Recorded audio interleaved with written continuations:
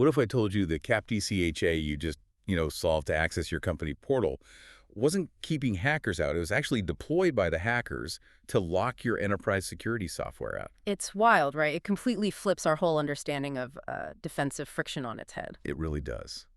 And that is exactly what we are looking at today. Welcome to the deep dive. Glad to be here. So our mission for this session is, frankly, crucial. We are analyzing 3 critical breaking cybersecurity stories. And we've sourced these from recent threat intelligence reports from Crestral, Altintel, the Vega research team, Microsoft, and Kaspersky. Yeah, and as we dig into the data across all these reports, a very clear, very deliberate pattern emerges. Right. There's a definite narrative through line here. We're looking at how modern threat actors are systematically hijacking the systems we inherently trust. Exactly, and they are doing it across the entire technology stack. So we're going to track this from the bare metal up. We'll start with how they are compromising underlying server infrastructure, then move into how they exploit internal enterprise applications, and finally, look at how they are weaponizing our most trusted human communication channels. Which is why this is incredibly relevant for you listening right now. I mean, whether you are a network admin managing fleets of servers or just an employee dealing with an overflowing inbox, understanding the mechanics of these specific tactics is vital. Because the traditional layers of defense, right, the firewalls, the email filters, the multi-factor authentication prompts, they're just being bypassed in incredibly counterintuitive ways. It's totally right? get past, yeah. So let's start at the foundation, the infrastructure level. Our first story comes from a cheater-old Intel. We're looking at CVE 2026-4940. Right, and we aren't just looking at a minor glitch here. No, not at all. It's a critical authentication bypass in cPanel and Web Host Manager, or WHM. And for anyone managing infrastructure, you know that cPanel is essentially the administrative heart of the server. I mean, this vulnerability gives attackers instant elevated control over the server environment. Yeah, it completely sidesteps the login screen. Which is terrifying. And the targeting here is highly specific, isn't it? Deeply concerning, honestly. A previously unknown threat actor, operating from a very distinct IP infrastructure, is aggressively going after government and military domains in Southeast Asia. Okay, so who exactly are they hitting? Specifically, we are seeing activity aimed at Philippine military domains, the .mil, .fem addresses, and also Laotian government domains. Wow. But the targeting didn't stop in Southeast Asia, right? Oh, it didn't. They're also actively hitting managed service providers, or MSPs, and hosting providers in the US, Canada, and South Africa. And the blast radius here is what makes this critical. Right, because by hitting an MSP, they aren't just getting one target. They are getting the keys to the entire downstream kingdom. That's the supply chain multiplier. I mean, once you control the management panel of the hosting provider, you effectively control every single client hosted under their umbrella. It's massive. But the part of this cPanel Alt Intel report that absolutely blew my mind was a prior attack by this same actor on an Indonesian defense sector training portal. Oh yeah, the Sekati CHA bypass. That was brilliant. It's nuts. Yeah. The attacker already had valid credentials, but the portal had a capped TCHA. And the way they bypassed it, they didn't use an AI to solve the visual puzzle. Oh, they took the easy route. They simply read the expected value directly out of the server-issued session cookie. I mean, that is exactly like a student bypassing a test by stealing the teacher's answer key right off their desk. It really is. It's an elegant exploitation of a fundamental architectural flaw. Let's look at the mechanics of why that actually works. Yeah, please break that down. So a session cookie is supposed to be a temporary encrypted ID badge, right? It tells the server who you are so you don't have to authenticate on every single page click. Makes sense. But state management, keeping track of what a user is doing on the server side takes computing resources. So developers sometimes take a shortcut. Uh-oh. Yeah. They offload the state to the client browser. In this case, the developers embedded the plain text solution to the cPanel directly into the cookie sent to the user. So the attacker just wrote a simple script to extract that plain text answer from their own cookie Exactly. and just feed it right back in the POST request. Spot on. The application effectively handed them the key to its own lock. Unbelievable. Yeah. So they bypass the cPanel, move to a document management function, and find a vulnerable parameter used to save document names. Right. They inject SQL right into that field, leading to remote code execution. But the initial compromise is just them walking through the door. Exactly.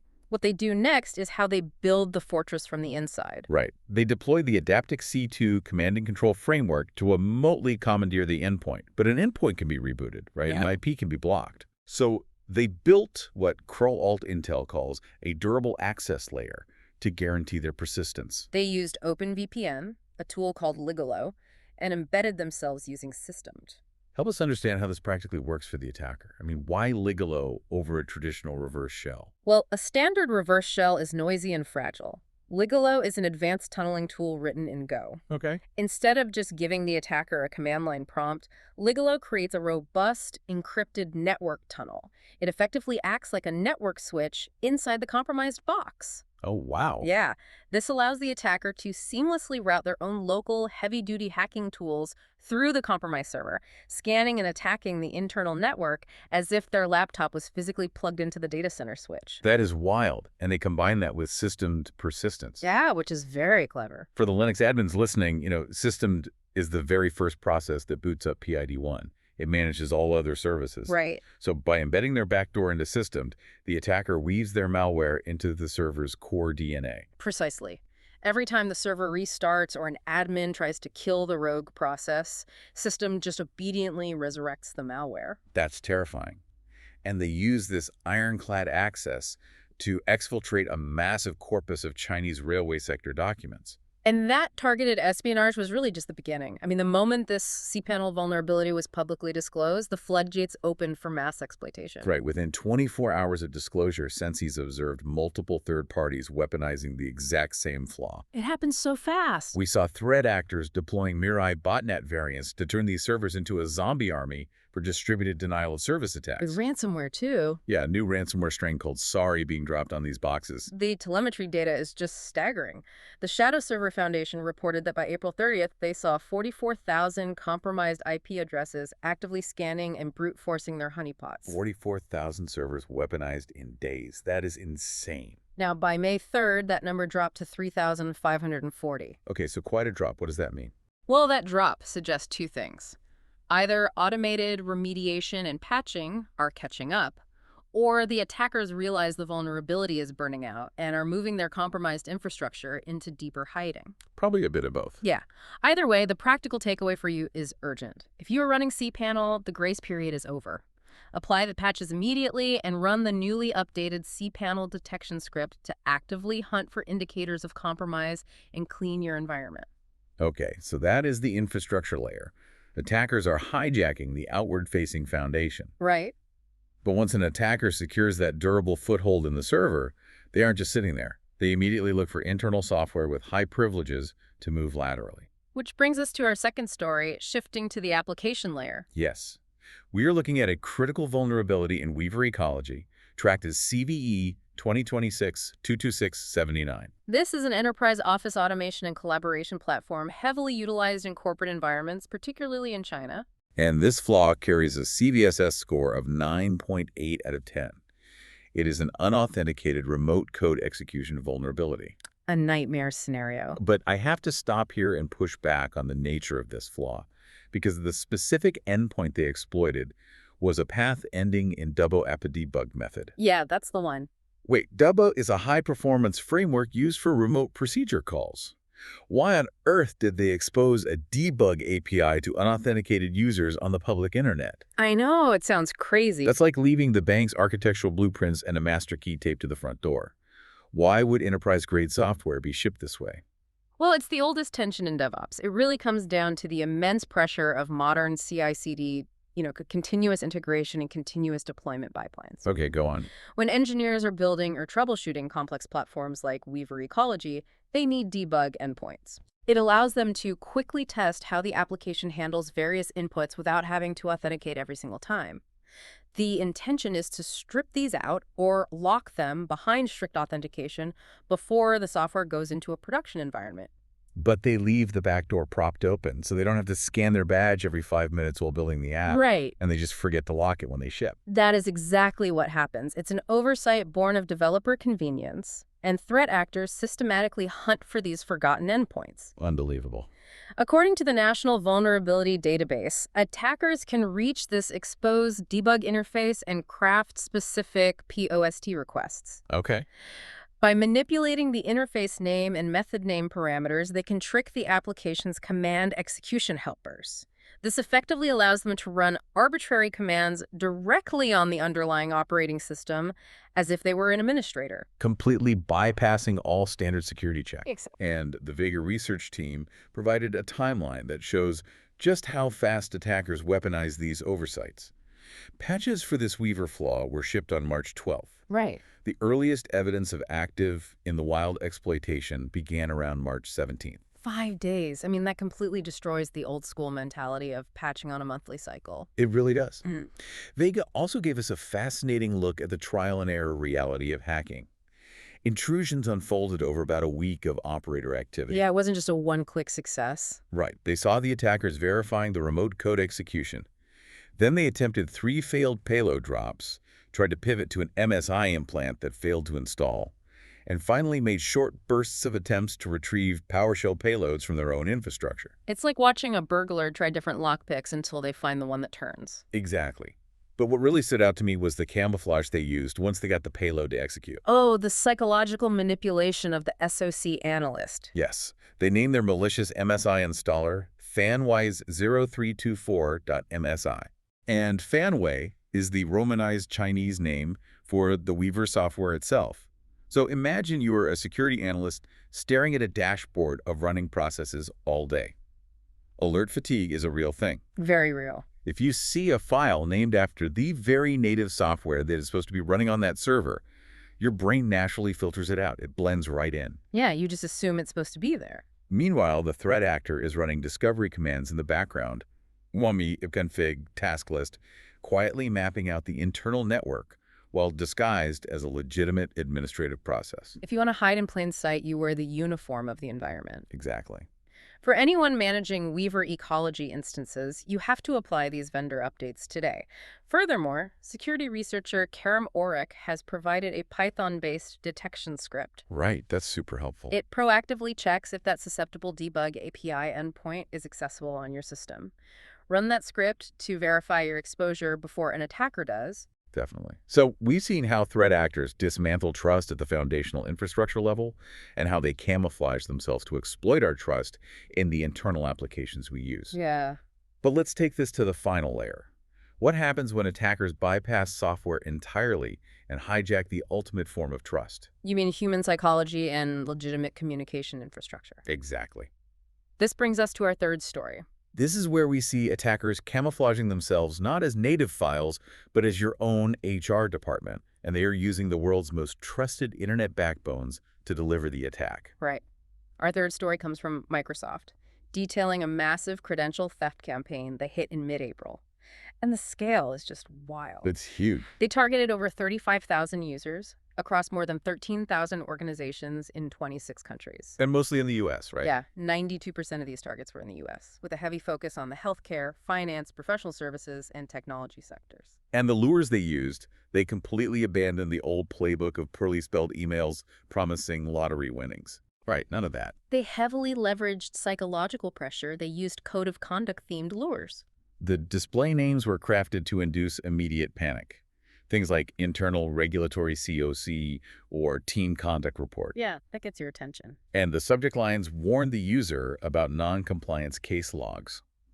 Microsoft noted that the emails used incredibly polished enterprise-style HTML templates. They look completely legitimate. But the most devious part was the inclusion of preemptive authenticity statements at the top of the message. Oh, I hate that. The email explicitly claimed it was issued through an authorized internal channel and that the links were reviewed and approved for secure access. It is brilliant manipulation. They are anticipating the user's natural skepticism and actively disarming it before the user even reads the body of the email. Right. And because the messages contained accusations of HR violations and demanded time-bound action, they created a severe sense of urgency.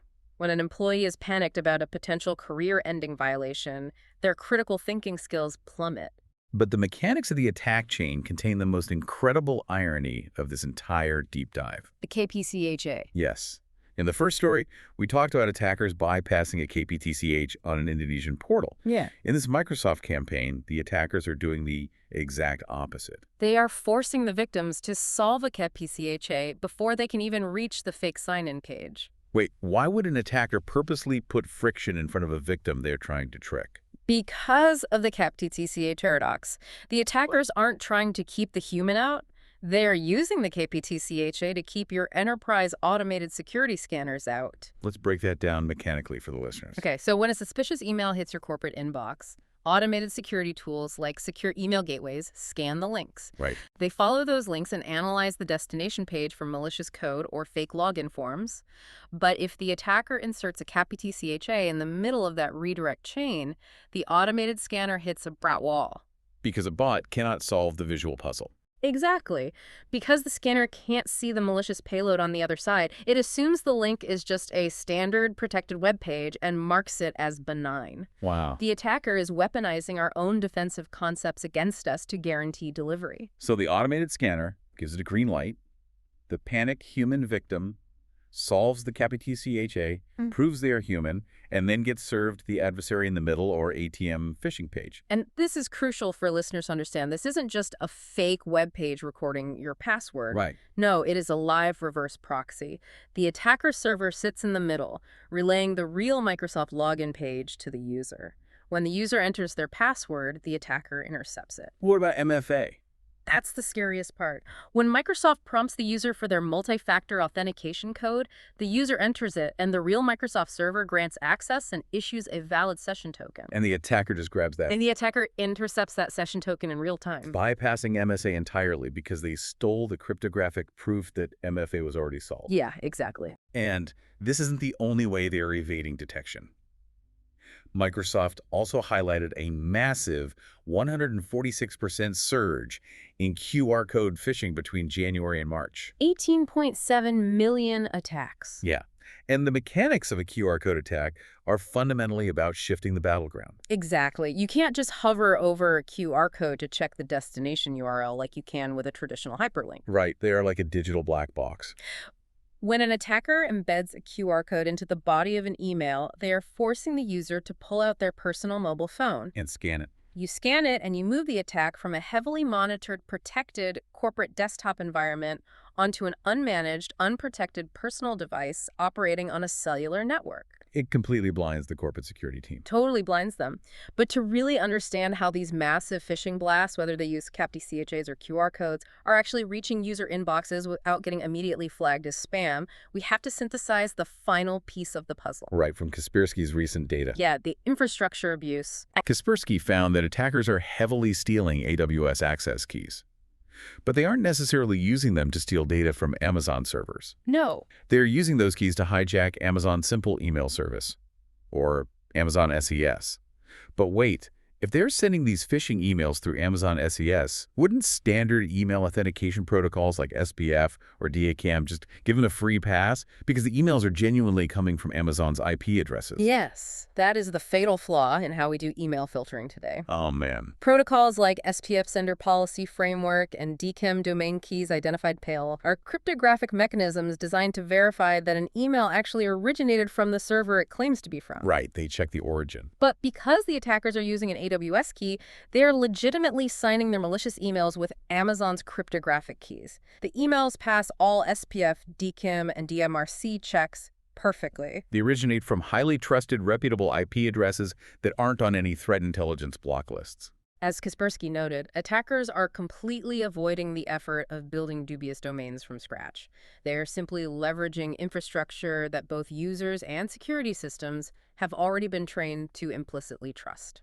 And the underground ecosystem supporting this is incredibly resilient. I mean, Microsoft noted that the operators of the Tycoon 2FA platform, which is a massive phishing-as-a-service operation, were disrupted back in March. Right. They had been using Cloudflare to shield their infrastructure. Right. But almost immediately upon disruption, they simply shifted their hosting to a variety of alternative platforms to maintain their anti-analysis protections.